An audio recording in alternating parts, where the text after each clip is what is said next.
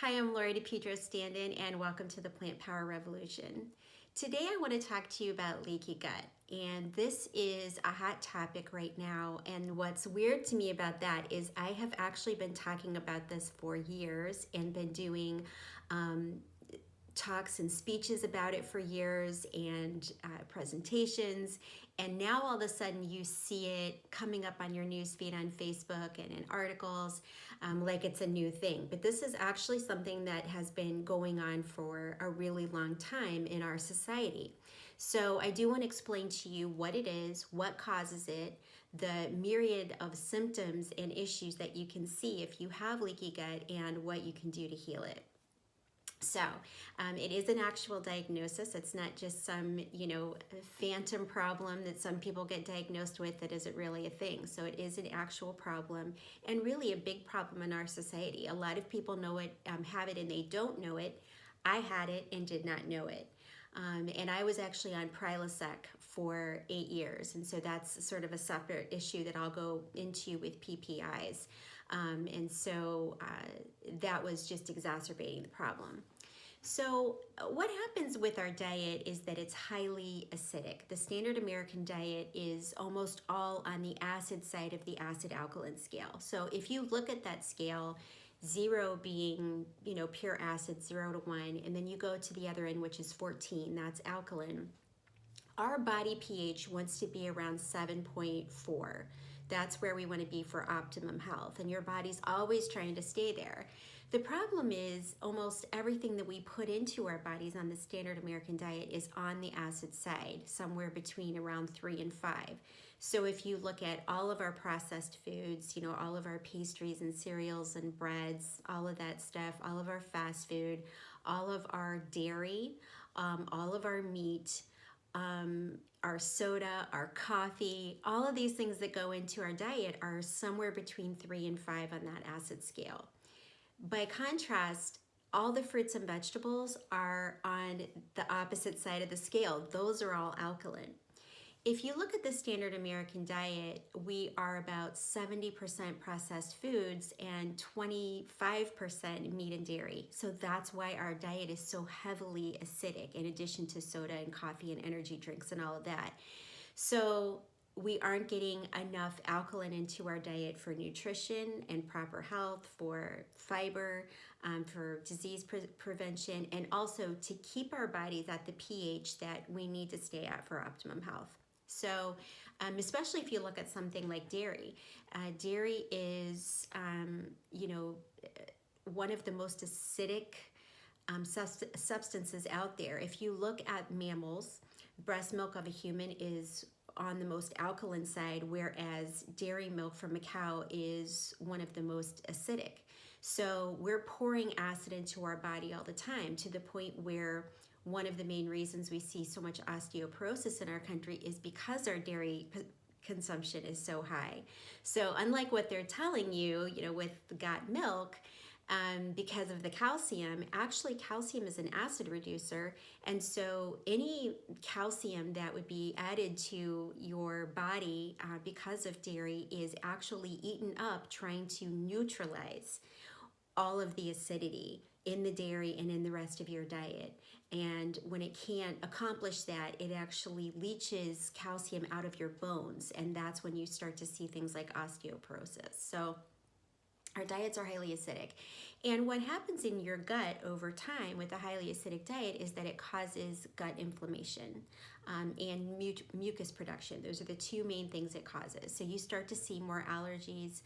People will tell me that they're having a lot of gastric reflux where it's very mucusy. All of that is because of acidity in your diet. So when your gut gets that acidic, things start to go awry. Your gut is actually the center of your immunity, and it's where all of your nutrients are processed. It's where your body decides what is a nutrient, what goes to waste. Your intestines are meant to be a solid barrier. What happens when your diet is so acidic is that solid barrier starts to become permeable. So you have toxins leaking out into your system. and that just wreaks havoc in your body. So you don't necessarily have nutrients going where they need to go, and you have toxins leaking out into your body. And that causes havoc in different ways depending on the person and what your genetic markers are, what your tendencies are. So it can cause obviously digestive issues, and so a lot of heartburn and acid reflux, but also things like chronic fatigue, joint inflammation is super common, allergies, and allergies also that can pop up out of nowhere either to foods or to substances. Hormonal issues like messing with your period, or I was having hot flashes and really severe night sweats. And also it causes you to not be able to lose weight. And as your belly fat increases, that is where the leptin that controls your thyroid is made. And it can also cause thyroid problems because your thyroid can become leptin resistant. So you have all of these issues wrapped up in addition to obesity, because you can't lose the weight even if you might do all the right things, or you feel like you are for a couple of weeks and you think, okay, what's the point? Because nothing is happening. And it's because your gut's not working properly. So the idea is to obviously heal the gut before you start to see any progress. The biggest problem that I see is that people will hear a term like leaky gut and immediately they go to Google, right? And they start looking it up. And what you see is all of these people trying to sell you a tremendous amount of supplements and, telling you that this is going to fix your problem. And that doesn't make any sense. If you're listening to what I'm saying, it is your diet that is causing the problem. So you have to change your diet in order to heal the issue, right? Because you can't, it's not going to make any difference to take supplements that may or may not help if you are continually re-injuring your body. So you actually have to change your body and eat the way that we're supposed to eat. And as I said in a previous video, and we'll probably say many more times, it doesn't matter what you look up, whether it's a government site or the heart disease, American Diabetes Council site, or the heart disease site, or the, Cancer Society site. When people talk about diet, they're talking about 50% fruits and vegetables is the ideal. That is what you need in your diet for optimum health, and we're only getting about 5%. So when you actually switch to a plant-based diet that is primarily alkaline, that has the fiber that you need, and the nutrients that you need, you start to see a natural healing almost immediately in your body. Every client that I've ever worked with has experienced it. I experienced it. And it allows you to not only heal from the symptoms that are caused by leaky gut, but also to lose the weight. So it's a whole foods plant-based diet, and there is a right way and a wrong way to do plant-based. And so it's important that you do it the right way. It doesn't mean that you can never have processed foods, but there is a balance there for optimum health and for healing for your gut. And that is how you address the problem. And the problem that I ran into when I was having all these issues is Western medicine really concentrates on the body part that you're having a problem with. So I was having all this joint inflammation, so they send me to a rheumatologist. I was having high cholesterol and heart palpitations, so they send me to a cardiologist. So depending on what my issue was, hormonal issues, we're going to send you to the OBGYN. So I had all these doctors, and they're not really communicating, and they're all just looking at that specific body part, trying to figure out what medicine or what procedure goes along with fixing that. When you look at a more Eastern, medicine model, they're looking at the whole person. So if I go in with a problem with my foot, they look at the whole Lori and they say, okay, why is Lori having a problem with her foot?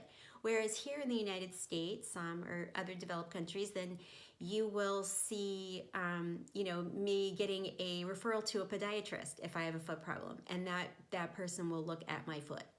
So, and I'm not saying that there's never, sometimes there's a problem with your foot, but most of the time it is a matter of looking at the whole person. and looking at lifestyle, looking at diet. And these are things that weren't addressed.